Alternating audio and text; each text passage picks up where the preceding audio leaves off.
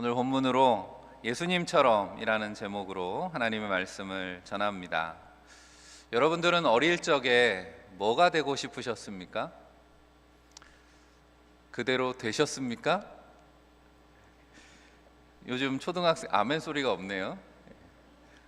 요즘 초등학생들한테 물으면 뭐라고 대답할까요? 최근에 어떤 기사에 보니까 그러니까 매년 이제 이런 조사들을 하잖아요. 통계청이라든지 아니면 언론에서든지.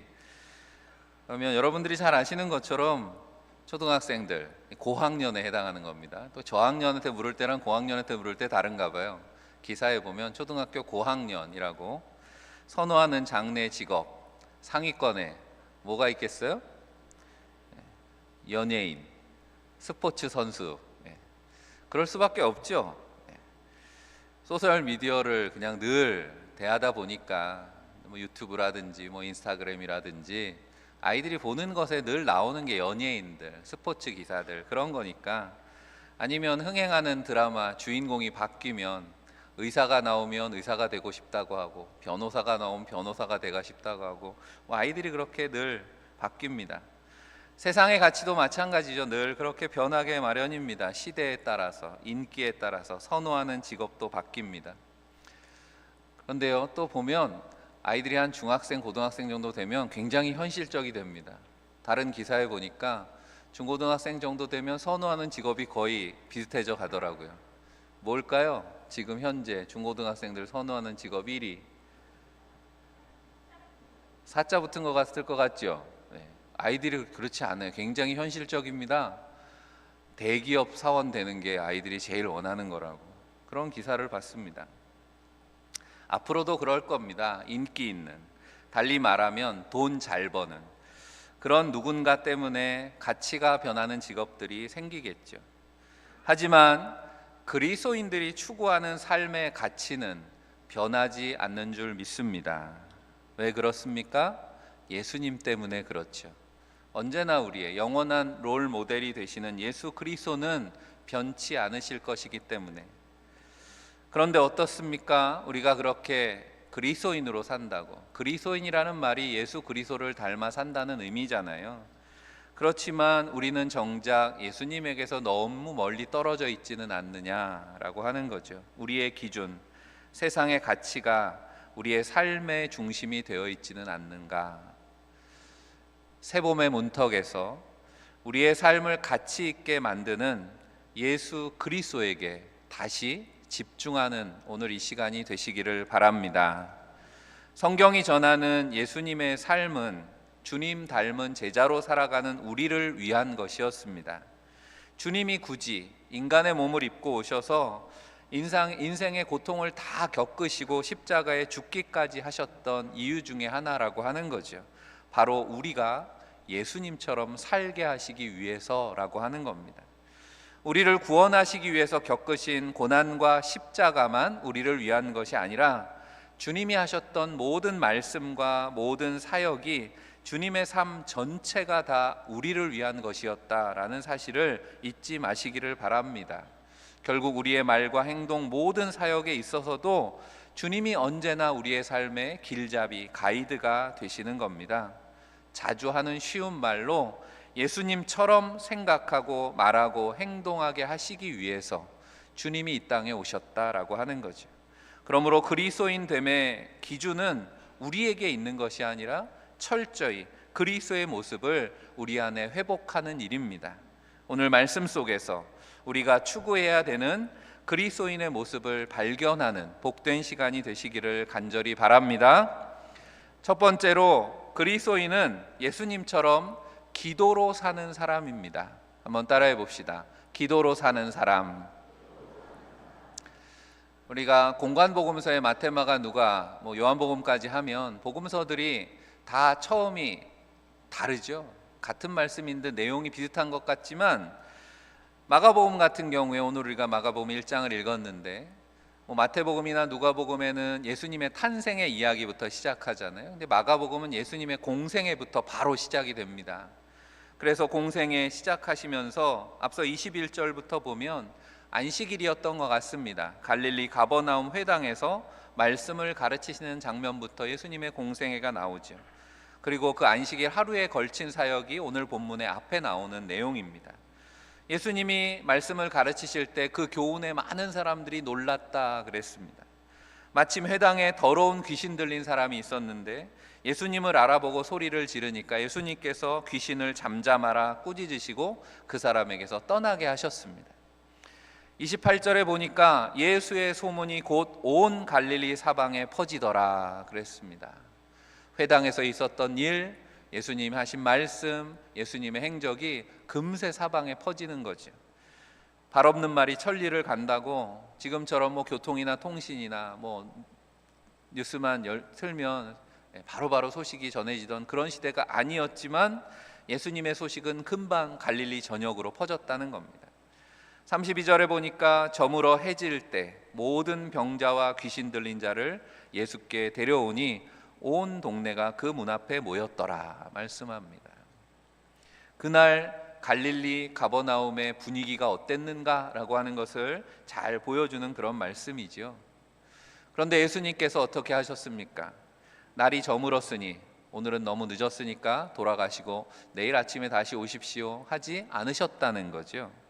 왜냐하면 그들이 저녁에 예수님을 찾아온 이유가 있습니다. 유대인들에게는 하루가 아침부터 저녁이 아니라 저녁부터 오전까지가 하루였기 때문에 안식일 하루 동안에는 그들이 예수님에게 올 수 없었던 거죠. 안식일에는 멀리 가도 안 되고 병자를 고쳐도 안 되고 병든 자를 옮겨도 안 되기 때문에 그들의 그런 사정을 너무도 잘 아시는 주님께서 소문을 듣고 안식일이 끝나기를 기다렸다가 저물 때가 됐다는 건 이제 안식일이 끝났다는 거죠. 그래서 부랴부랴 서둘러 찾아온 각종 병든 이들을 주님은 외면하지 않고 다 고쳐주셨습니다. 귀신 들린 사람들을 내쫓으셨습니다. 언제쯤 그 사역이 끝났을까요? 오늘 말씀을 생각해 보면 늦은 밤이 아니라 새벽이 다 되었어요. 밤새 예수님께서 그렇게 병든 자들을 다 고쳐주시고 나서야 주님께서는 이제 쉴 수가 있었다라고 하는 거죠. 가버나움 회당에서 말씀을 전하시기 시작한 때부터 하루가 다 지난 다음 날의 일을 오늘 본문은 이렇게 기록하고 있습니다. 35절이죠. 새벽 아직도 밝기 전에 예수께서 일어나 나가 한적한 곳으로 가사 거기서 기도하시더니. 밤을 새고 얼마나 힘듭니까? 우리도 사역이 분주하고 바쁘고 일이 많았던 날은 내일은 좀 쉬어야지, 내일은 새벽 기도도 좀 쉬고. 주님이라고 왜 피곤하지 않으셨겠습니까? 우리처럼 똑같은 육신을 입고 오셨는데 주님이 우리보다 더 강철 체력이셨을 리가 없지요. 그런데 주님은 변함없이 또 새벽을 깨우며 기도하셨다 말씀합니다. 한국교회의 영적인 힘, 한국교회의 특징 중에 몇 가지가 있는데 외국인들이 보기에 그렇다는 거죠. 날마다 새벽마다 교회가 기도하는 것도 귀한 특징. 또 모이면 통성으로 기도하는 거. 요즘은 또 그렇지도 않습니다. 다 배워가지고 외국 사람들도 다 통성 기도 요즘에는 합니다. 어쨌든 누가 이 새벽 기도를 만들었냐고 힘들면 그런 불평이 나올 때가 있는데, 굳이 말하면 성경대로 대답하면 예수님께서 새벽 기도 하셨기 때문에 교회도 새벽 기도 하는 겁니다. 환자를 상대하는 일이 얼마나 힘듭니까? 여러분들 가운데도 가정에 환우들이 있고 또 본인이 또 환자를 병을 앓았던 경험들이 있다면 요즘처럼 의약품이 발달하고 소독을 잘하고 그런 시대가 아니잖아요. 환자가 있다고 생각하면 일단 냄새가 납니다. 병의 냄새죠. 고통에 신음하는 환자들의 그 울음소리, 또 귀신 들린 사람은 얼마나 난리를 피웠겠습니까? 그런 사람들에게 온종일 둘러싸여서 정신없이 시달리느라 지친 몸을 새벽같이 다시 일으켜서 주님이 기도하러 나가신 이유가 무엇일까? 바로 주님은 우리에게 그리스도인됨을 보여주시기 위함이라고 저는 믿습니다. 왜냐하면 성경 말씀은 계시의 책이기 때문에 그렇습니다. 계시의 책이라고 하는 말이 무슨 의미입니까? 우리의 눈이 어두워서 영이신 하나님을 볼 수 없기 때문에 하나님은 우리에게 하나님을 볼 수 있도록 하시기 위해서, 하나님의 뜻과 계획을, 하나님의 마음을 알게 하시기 위해서 우리에게 하나님의 말씀을 선물로 주신 줄로 믿습니다. 그래서 성경을 특별 계시라고 한다고 했죠.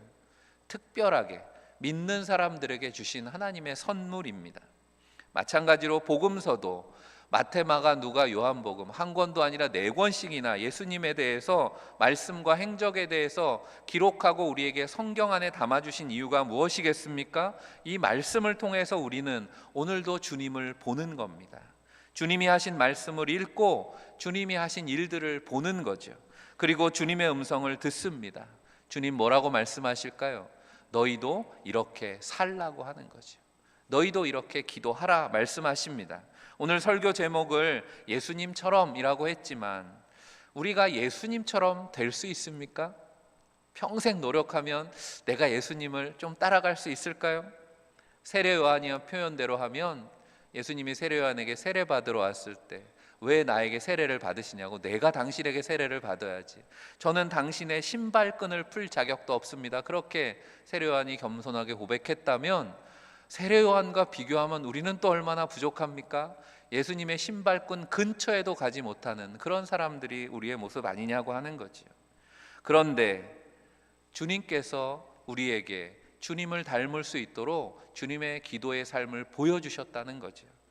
우리의 삶에 주님과 같은 변화가 일어난다면 얼마나 놀라울까라고 하는 거죠. 예수님처럼 기도하며 산다면, 아니 예수님의 10분의 1, 100분의 1만큼이라도 우리가 주님처럼 기도하며 살 수 있다면 우리 주변에 얼마나 놀라운 일이 일어날까라고 하는 겁니다. 우리가 만나는 가족들, 우리가 함께 동역하는 사람들 주변에 얼마나 영향을 미치게 될까라고 하는 거죠. 우리가 하는 일에 어떤 결과와 열매들이 나타날까? 우리가 섬기는 대전제일교회 얼마나 달라지게 될 것이냐라고 하는 겁니다. 예수님께서는 기도로 사는 것이 어떤 삶인가라는 것을 우리에게 분명하게 보여주셨습니다. 그러니까 우리의 능력으로 감당할 수 없는 상황 앞에 하나님께 매달리는 일이 기도라고 우리는 생각하지만, 하나님의 아들이시고 성령으로 충만하셨던 한없는 능력의 주님이 그렇다면 새벽을 깨우며 기도할 이유가 뭐냐라고 하는 겁니다. 뭐가 부족해서, 뭐가 아쉬워서 예수님이 기도하시겠냐라고 하는 거죠. 성육신하신 주님이 기도하면서 사신 것은 이 땅에서는 그 누구도 기도 없이는 제대로 살 수 없다는 사실을 주님이 몸소 보여주시기 위함은 아니었을까라고 하는 겁니다. 비록 하나님의 아들이셨지만 하늘 보좌를 버리고 육신을 입고 이 땅에 오셨을 때는, 이 세상을 사는 동안에 모든 능력이 하나님께로부터 나오는 것임을, 그래서 이 땅의 삶은 전적인 하나님의 은혜임을 우리로 깨닫게 하시기 위해서 주님은 그렇게 피곤한 육신을 이끌고 새벽을 깨우셨다라고 하는 거죠. 힘들고 지친 하루를 지내고 새날이 되었을 때 새로운 하루의 삶을 다시 하나님께 온전히 맡기기 위해서 주님은 기도하셨습니다. 내 삶보다 중요한 것이 하나님과의 관계라고 하는 것을 우리에게 분명하게 보여주신 거지요. 그러므로 우리가 기도로 산다는 것은 내 삶이 하나님의 것임을, 오늘 하루를 사는 것도 나의 계획과 목표 때문이 아니라 나를 통해 이루실 하나님의 계획이 있기 때문임을 기억하고 감사하는 것인 줄 믿습니다. 예수님은 마지막까지도 이런 기도하셨죠. 나의 원대로 마시고 아버지의 원대로 하옵소서.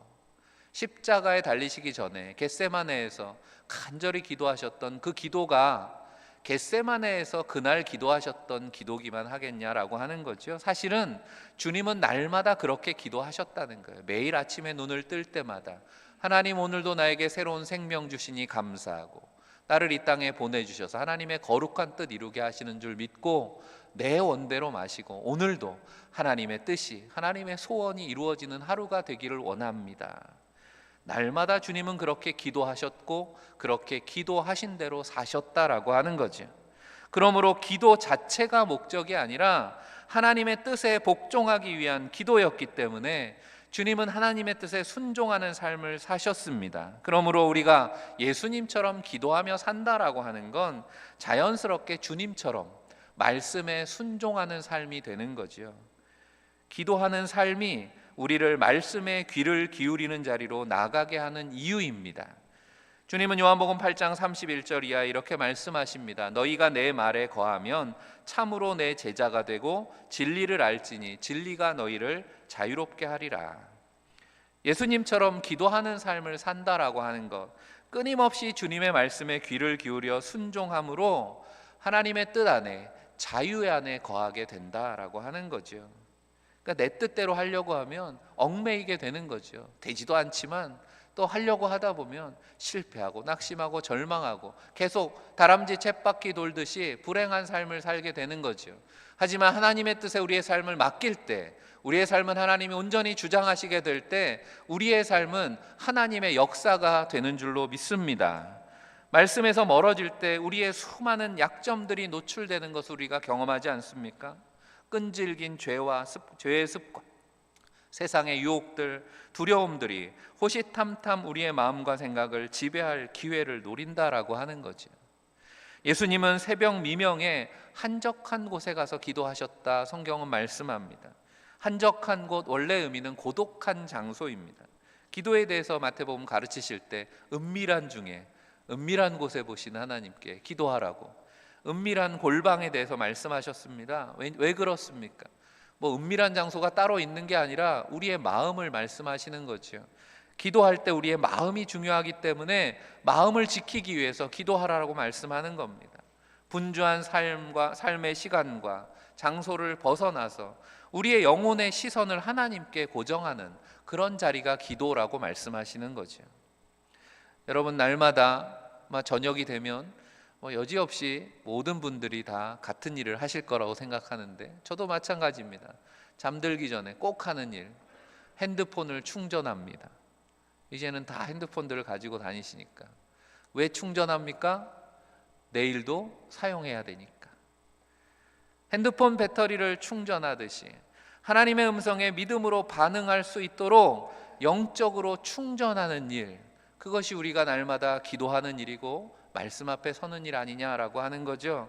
그래서 위대한 신앙인들은 모두 한결같이 기도의 사람들이었고 새벽에 기도했다라고 하는 거 우연이 아니라고 하는 거죠. 하루를 시작하면서 오늘 하루의 삶을 하나님 앞에 온전히 맡기는 삶, 그 삶이 성공하는 인생이 아닐 수가 없다라고 하는 거죠. 그러므로 기도하는 삶 자체가 예수님처럼 살아가는 그리스도인의 열매인 줄 믿습니다.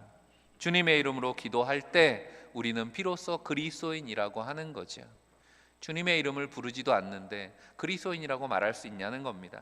예수님처럼 날마다 기도로 하나님 앞에 우리의 삶을 감사로 온전히 맡기시기를 바랍니다. 이 땅의 삶을 살아가는 동안에 하나님의 뜻이 나를 통해 이루어지기를 소망하시기를 바랍니다.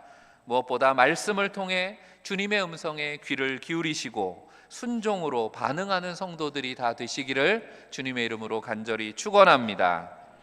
두 번째로, 그리스도인들은 예수님처럼 모두가 필요로 하는 사람들입니다.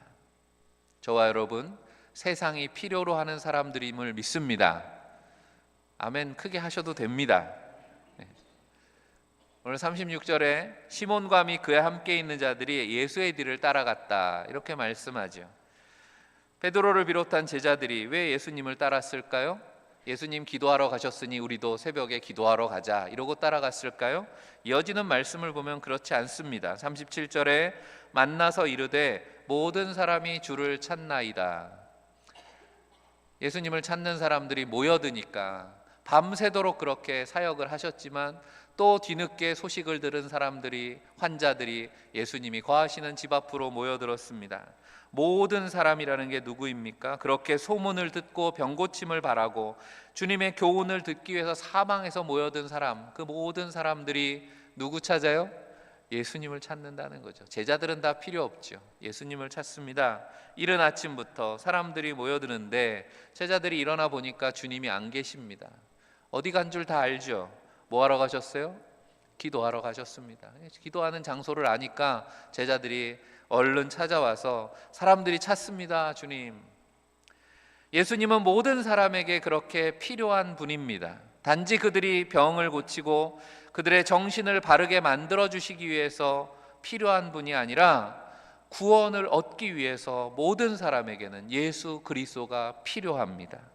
우리가 그리스도인이 된다라고 하는 건 그런 예수님이 세상에 필요하다라고 하는 것을 전하는 사람이 되는 거지요. 예수님 대신 세상을 구원하기 위해서, 치료하기 위해서가 아니라 구원이 필요한 세상에, 회복이 필요한 세상에 예수님을 전하기 위해서 우리가 필요하다라고 하는 겁니다. 산상수훈 말씀에, 우리가 새벽에 지금 마태복음 산상수훈 부분을 읽고 있는데, 예수님은 제자들을 향해서 마태복음 5장 13절 14절에 너희는 세상의 소금이다 빛이다 이렇게 말씀하셨습니다. 다시 말하면 너희는 세상에 꼭 필요한 사람들이다 라고 하는 말씀입니다. 그런데 꼭 필요한 사람이 되라 이렇게 말씀하지 않으셨다는 거예요. 너는 세상의 빛이다, 소금이다, 그렇게 선언하셨습니다. 너희는 세상에 꼭 필요한 사람들이다, 바로 그리스도인의 정체성에 대해서 선언하시는 말씀이 이 표현이었습니다. 우리가 이 말씀을 꼭 기억해야 되는 거죠. 빛이 없는 세상이 어떨까 상상해 봅니다. 요즘은 워낙 전기가 다 사용을 하니까 밤도 낮같이 그렇게 살아가지만 가끔씩 정전이 된다든지 아니면 어디 깊은 시골에 가서 캠핑을 할 때는 밤이 이렇게 어두웠구나라는 걸 새삼 깨닫습니다. 아마 세상이 계속 그렇게 어둡다면 우리는 더 이상 이제 견디기 어려울 것 같아요. 또 여러분들 요즘에 다 어렵다 하면서도 또 뭘 먹자 그러면 꼭 맛집을 찾아갑니다. 맛집을 왜 찾아갑니까? 똑같은 음식이라도 뭔가 넣은 게 다른 거죠. 그 5%, 3% 차이가 맛집을 만듭니다. 빛과 소금으로 비유할 만한 존재, 세상에 없어서는 안 되는 존재, 하나님의 백성 그리스도인의 정체성에 대해서 주님은 그렇게 말씀하셨습니다. 너희는 세상의 빛과 소금이다. 주님이 우리를 그만큼 귀하게 여기신다라는 그런 의미입니다. 그렇다면 우리 스스로에게 되묻지 않을 수 없습니다. 과연 우리는 그런 존재인가? 여러분, 세상의 빛이십니까? 갑자기 소리가 작아지는 이유는 모든 사람들이 정말 우리를 그렇게 필요로 하냐는 거예요. 세상의 고통에 신음하는 이들, 어둠의 길을 잃고 방황하는 이들이 교회와 성도들을 필요로 하고 있는가? 이 둔산 지역이 우리 지역에 대전제일교회가 없으면 안 돼, 대전제일교회 성도들이 꼭 필요해, 그렇게 우리에게 이야기하느냐? 스스로를 돌아보며 묻다 보면 주님께서 이 빛과 소금이라고 하는 선언에 이어서 하시는 말씀이 떠오릅니다. 마태복음 5장 13절 후반에 나오는 거죠. 소금이 만일 그 맛을 잃으면 무엇으로 짜게 하리요? 후에는 아무 쓸데없어 다만 밖에 버려져 사람에게 밟힐 뿐이니라. 맛을 잃고 버려진 소금과 마찬가지로 이어지는 말씀에는 말 아래에 둔 등불에 대해서 이야기합니다. 등경 위에 두어야지 밝힐 텐데, 모든 사람에게 비추어질 텐데 그 자리를 잃어버린 등불은 소용이 없습니다. 맛을 잃은 소금과 엉뚱한 자리에 놓인 등불을 말씀하신 이유가 있겠죠. 주님이 우리를 세상의 소금이다, 빛이라고 불러주실 때는 이 말씀에 중요한 전제가 있잖아요. 세상에 꼭 필요한 존재로서 그리스도인에게는 소금에 어울리는 맛이 있어야 되고 세상에 빛을 비출 수 있는 자리에 있어야 한다라고 하는 말씀입니다. 우리가 소금에 대해서 연구해 보면 이제는 다 알지요. 짠맛만 있는 게 아니잖아요. 소금에는 천일염이라고 하는 소금에는 왜 사람들이 천일염을, 화학 소금을 아니라 천일염을 좋아합니까?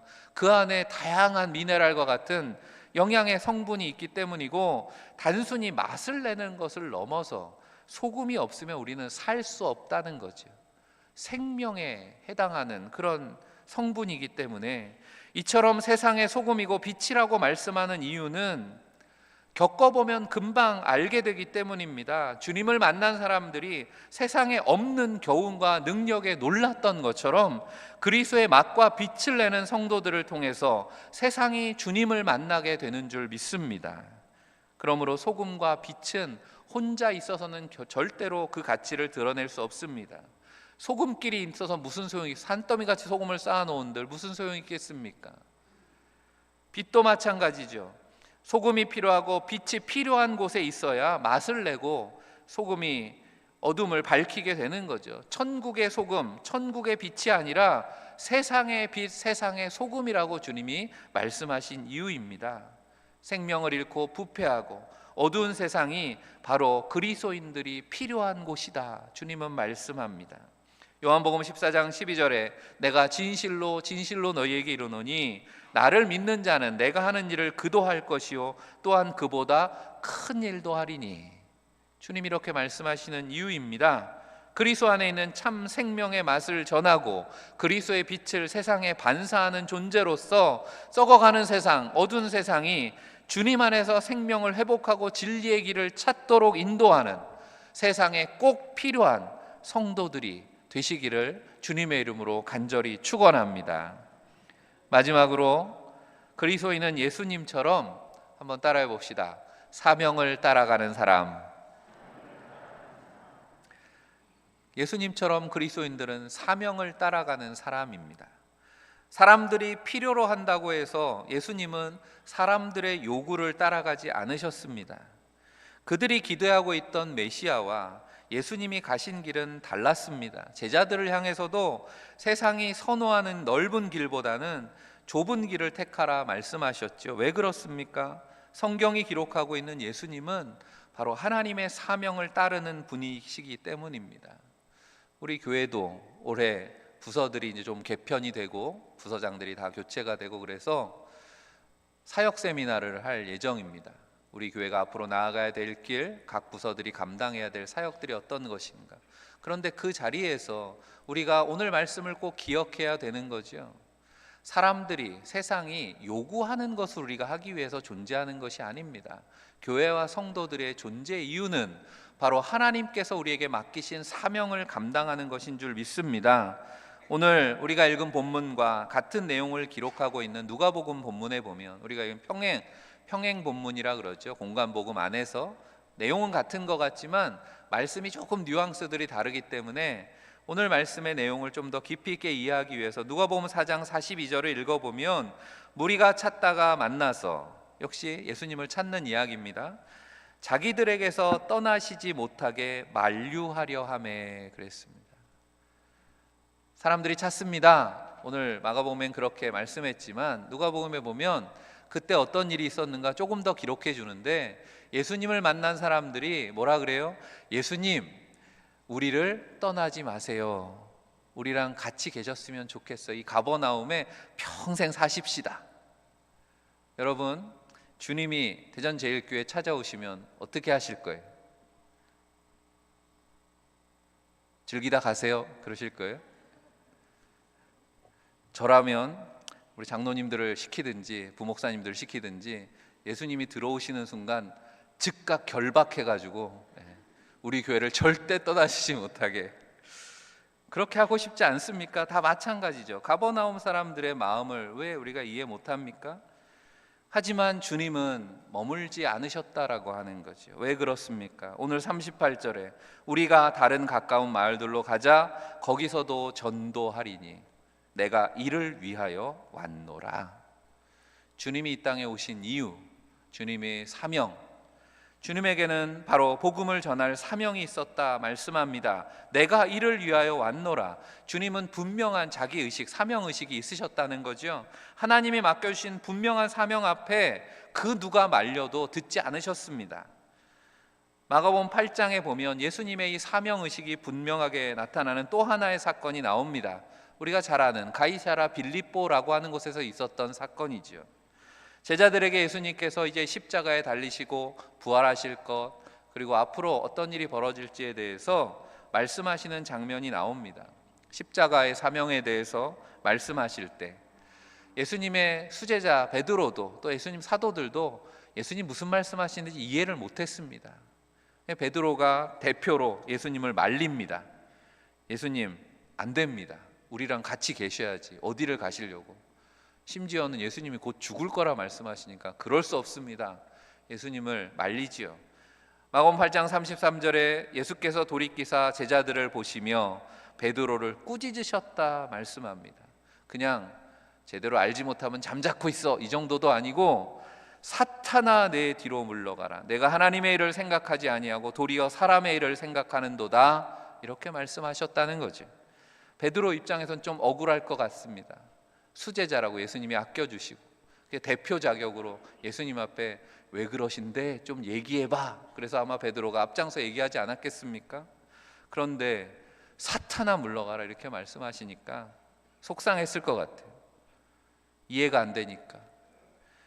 사명에 대한 주님의 태도는 흔들리지 않으셨다라고 하는 겁니다.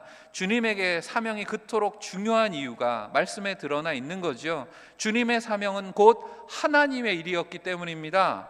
주님이 지금 괜한 고집을 부리시는 게 아니라고 하는 거죠. 그저 며칠 더 머무르셔도 될 텐데, 제자들이 원하는 대로 그저 제자들과 함께 동역하셔도 될 텐데, 얼마든지 주님의 일을 행하실 수 있었을 텐데, 하지만 사명을 감당하는 것, 바로 십자가를 지시고 세상을 구원하시는 일, 그것이 하나님의 뜻에 순종하는 일이었기 때문에 이것을 가로막는 사람은 아무리 수제자라고 하더라도 사탄의 세력일 수밖에 없다라고 말씀하시는 겁니다. 이 말씀에 바로 이어서 자기 부인의 십자가에 대해서 말씀하는 것이 우연이 아니라고 하는 거죠. 마가복음 8장 34절에 무리와 제자들을 불러 이르시되 누구든지 나를 따라오려거든 자기를 부인하고 자기 십자가를 지고 나를 따를 것이니라. 여러분도 하나님의 사명자들입니다. 세상의 빛이고 소금입니다. 예수님을 따르려거든 여러분도 예수님처럼 자기를 부인해야 됩니다. 주님 그렇게 말씀하는 거죠. 그리스도인은 예수님처럼 사명을 따라가는 사람입니다. 사명을 따르시는 주님의 모습 속에서 사명을 따르는 삶이 무엇인가 우리는 분별할 수 있습니다. 사람들의 필요를 채우는 것이 사명이 아닙니다. 사명은 자기를 주장하는 것도 아닙니다. 사명은 자기를 부인하는 것이고 그렇게 하나님의 일에 순종하는 것입니다. 주님의 사명이 전도라고 말씀하니까 당연히 그리스도인의 사명도 예수님처럼 복음을 전하는 게 맞습니다. 하지만 주님은 결코 인기를 얻기 위해서 전도하지 않으셨습니다. 사람들의 필요에 좌우되지도 않으셨습니다. 주님은 날마다 말씀하시는 하나님의 음성에 귀를 기울이셨고 하나님의 일에 순종하셨습니다. 그렇게 주님이 계셔야 될 자리가 어딘지 아셨고 하나님이 원하시는 그곳에 늘 거하셨다라고 하는 거죠. 사랑하는 성도 여러분, 우리도 예수님처럼 그렇게 살기를 간절히 바랍니다. 우리가 아멘 해도 사실은 예수님처럼 사는 거 만만치 않습니다. 우리의 환경은 점점 더 그렇게 변하는 것 같습니다. 하지만 날마다 주어진 삶에 감사하면서 기도할 때 하나님께서 우리의 길을 인도해 주실 줄 믿습니다. 병든 세상이 생명과 진리이신 주님을 만나는데 꼭 필요한 존재로 우리를 세워주신 줄 믿습니다. 우리에게 맡겨진 그 복음의 사명에 순종함으로 하나님의 일을 잘 감당하는 주님 기쁘시게 하는 교회와 성도들이 다 되시기를 주님의 이름으로 간절히 축원합니다. 기도하겠습니다. 사랑의 하나님, 삶의 무게와 어려운 환경으로 지친 우리들을 불쌍히 여기시고 오늘 다시 주님 앞으로 불러주시고 말씀으로 새 힘을 얻게 하시니 감사합니다. 오늘 주신 말씀에 의지해서 기도합니다. 이 자리에 함께한 모든 성도들이 날마다 새벽을 깨우며 기도하신 예수님처럼 하나님만을 의지하며 기도로 살게 하여 주옵소서. 예수님처럼 세상에 꼭 필요한 교회와 성도들이 되어서 주님을 만나는 은혜의 통로 되게 하여 주옵소서. 예수님처럼 세상의 요구보다는 하나님이 맡기신 사명을 따라 살게 하여 주옵소서. 길과 진리 생명 되시는 우리 구주 예수 그리스도 이름 받들어 간절히 기도하옵나이다. 아멘.